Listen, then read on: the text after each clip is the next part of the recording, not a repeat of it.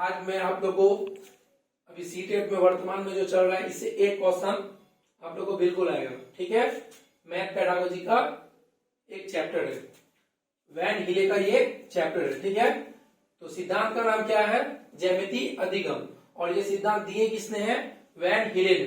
तो इसको याद कैसे रखेंगे कि देखिए सबका बेसिक मैथ वगैरह सही रहता है, अर्थमेटिक मैथ जो रहता है, लेकिन जैसे ज्यामिति वाला मैथ में आता है तो उसका दिमाग क्या होता है? हिल जाता है। तो ज्यामिति का मैथ बनाने में दिमाग क्या होता है? हिल जाता है। तो इसलिए याद क्या रखेगा कि वैन हिले कौन सा सिद्धांत दिया? ज्यामिति अधिगम का सिद्धांत दिया। अब उनका हम लोग चरण याद करेंगे कि उनके चरण कितने हैं। तो देखिए चरण है कितने? 5 है। लेवल को हम लोग क्या बोलते हैं? हिंदी में चरण बोलते हैं। तो चरण है कितने? 5 है। कभी कभी डायरेक्ट चरण पूछ देते हैं, लेकिन ये स्टार्ट कितना से होगा? 0 से स्टार्ट होगा। ठीक है, 0 से स्टार्ट होगा। तो 0 से लेकर अगर हम लोग स्टार्ट करेंगे तो कितना तक? 4 तक में 5 जो हम लोग का लेवल कंप्लीट हो जाएगा। अब हम लोग याद करते हैं कि उनका जो भी लेवल है उन सबको हम लोग याद कैसे करेंगे। तो बहुत ही बेसिक तरीका और बहुत सिंपल तरीका, आप लोग थोड़ा सा दिमाग रखिएगा, कहानी की तरह भी बनाते हैं फिर याद हो जाएगा। तो देखिए सबसे पहले क्या होता है, वैन हिले का जो सिद्धांत है उसमें सबसे पहले है चक्षुषीकरण लेवल 0 में। तो चक्षुषीकरण मतलब कि आंखों से देखना यानी कि दृश्यीकरण। दूसरा क्या है? तो देखिए सबसे पहले क्या हो गया कि हम लोग कोई आदमी आया, मान के चलिए कि आप लोग लड़की देखने के लिए। ठीक है, तो सबसे पहले आप लोग क्या कीजिएगा, लड़की को आप लोग अपने आंखों से देखिएगा। वो सामने में आपके चेयर में आके बैठ गई, तो क्या हो गया? चक्षु से आप लोग देखे मतलब दृश्यीकरण। तो पहला लेवल क्या हो गया? दृश्यीकरण। दूसरा अब क्या हुआ? देखिए जैसे अब आप लोग उसको देखे तो आप लोग क्या कीजिएगा, आपस में बैठ के सबको विश्लेषण कीजिएगा। अच्छा चलो लड़की अभी आई है, देखने में कैसी है, क्या है, नहीं है, तो आप लोग क्या कर रहे हैं? सबको मिलकर आपस में विश्लेषण कर रहे हैं। कर लिए विश्लेषण, तो सेकंड लेवल आपका क्या हो गया? विश्लेषण हो गया। अब जैसे आप लोग आ रहे हैं किसमें? देखिए थर्ड वाला में। अब आप लोग उससे क्या कीजिएगा? अनौपचारिक तरीके से सवाल पूछेगा। उतना कुछ भी तब क्या करती हो, नहीं करती हो, क्या करती हो, अनौपचारिक तरीके से, कोई फॉर्मल तरीके से नहीं।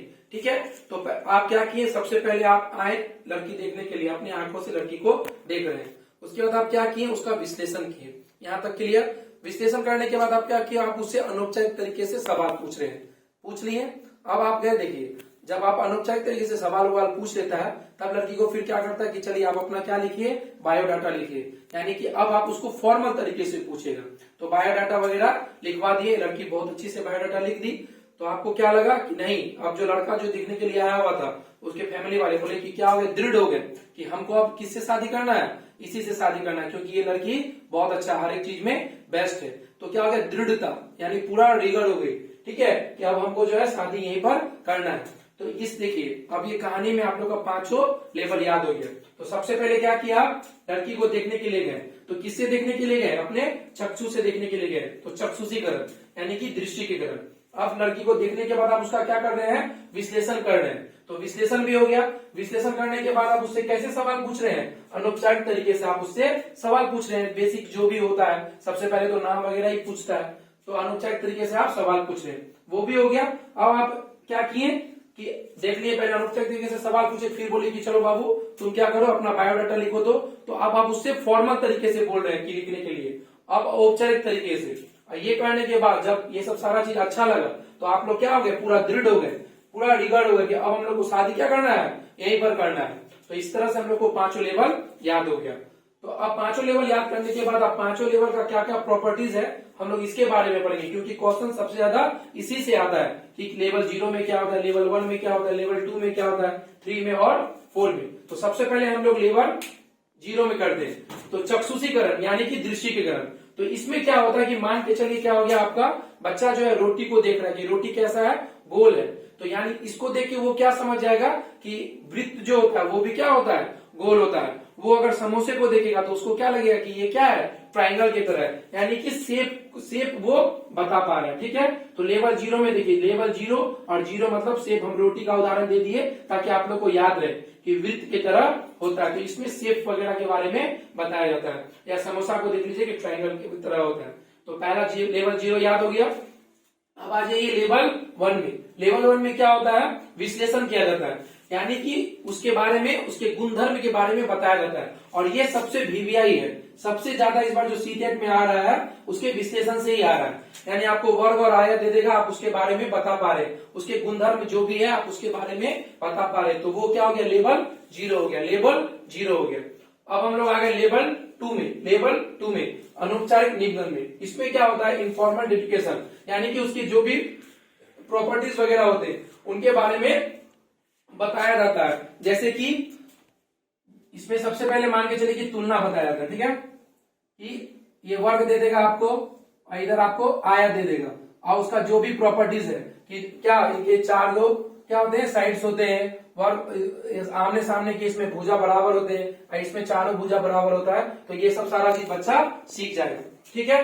उसके बाद हम लोग आ जाते हैं लेवल 3 में। लेवल 3 में ये क्या हो गया, औपचारिक निबंधन। इसमें क्या हो गया, फॉर्मल डिडक्टेशन, यानी दो अलग अलग आकृति में क्या करेगा, इसमें तुलना करेगा, उसके बाद फिर क्या करेगा, इसमें तुलना के साथ साथ इसमें क्या करेगा कि इसका फॉर्मूला बता पाएगा, और वो समझ जाएगा कि इसका जो होता है, जैसे वर्ग दे दिए तो वर्ग का चारों साइड इक्वल होता है, यानी कि वो समझ जाएगा कि अगर हम उसका पेरीमीटर निकालने के लिए कहेंगे तो 4a होगा, अगर हम लोग इसका एरिया निकालने कहेंगे तो l इंटू बी होता है, तो यानी कि a स्क्वायर होगा। इसका रेक्टेंगल का भी समझ जाएगा कि पेरीमीटर कैसे होता है, ये कैसे होता है, तो आप लोग समझ जाइएगा फॉर से फॉर्मल और फॉर से फॉर्मूला, इसमें यानी कि वो फॉर्मूला बताना सीख जाएगा। जब ये सब सारा चीज सीख जाएगा तो अब क्या हो जाएगा, वो दृढ़ता, ये लेवल लास्ट वाला है, इसमें यानी क्या हो जाएगा, स्वयं सिद्धि, यानी कि वो क्या कर पाएगा, अब जो है वो प्रूव कर सकेगा कोई भी चीज। मान के चलिए कि अगर हम लोग इसको जोड़ने के लिए दिए कि 2 + 3 बराबर कितना होता है, 5 होता है, 2 + 3 बराबर कितना होता है, 5 होता है। या देखिए सबसे अच्छा अभी आप लोग को वर्ग और आयत का बता रहे हैं ना, तो वर्ग और आयत का समझ लीजिए कि जैसे हम लोग वर्ग दे दिए कि उसका मान के चलिए बच्चा समझा कि पेरीमीटर का फॉर्मूला रट लिया कि वर्ग का पेरीमीटर बराबर होता है 4a, ठीक है, वो 4a रट लिया है। अगर लेकिन बच्चा जब अगर ये चीज सीख जाएगा दृढ़ता, तो यानी अगर हम इसको दिए कि ये 4 है, ये 4 है, ये 4 है और ये 4 है, तब अगर हम इसको कहेंगे कि देखो 4a अगर तुमको याद नहीं भी है तो पेरीमीटर का मतलब ही होता है कि सारा साइड को आप लोग क्या कर दीजिए, जोड़ दीजिए, तो 1 2 3 4, यानी कि 4 को 4 है, तो बार बार अगर हमको 4 4 4 अगर लिखना पड़ेगा तो इसी के लिए तो मल्टीप्लाई बना है ना, तो इसी के लिए हम लोग a को क्या करते हैं, 4 से मल्टीप्लाई कर देते हैं, तो यानी ये भी इक्वल ही होता है, तो 4a बराबर भी कितना हो गया, 16 भी हो गया, और ऐड भी किए तो 16 हो गया। यानी ये सब चीज बच्चा के अंदर में कब होगा, जब बच्चा लेवल 4 में पहुंच जाएगा, तो यानी कि वो प्रूव करने सीख जाएगा, ठीक है। तो यही था वैन हीले का ज्यामिति अधिगम सिद्धांत, तो इसको हम लोग बड़े आराम से याद कर सकते हैं, ठीक है। तो चलिए, अगर आप लोगों को मेरा वीडियो अच्छा लगा तो लाइक एंड सब्सक्राइब कीजिएगा। Thank you.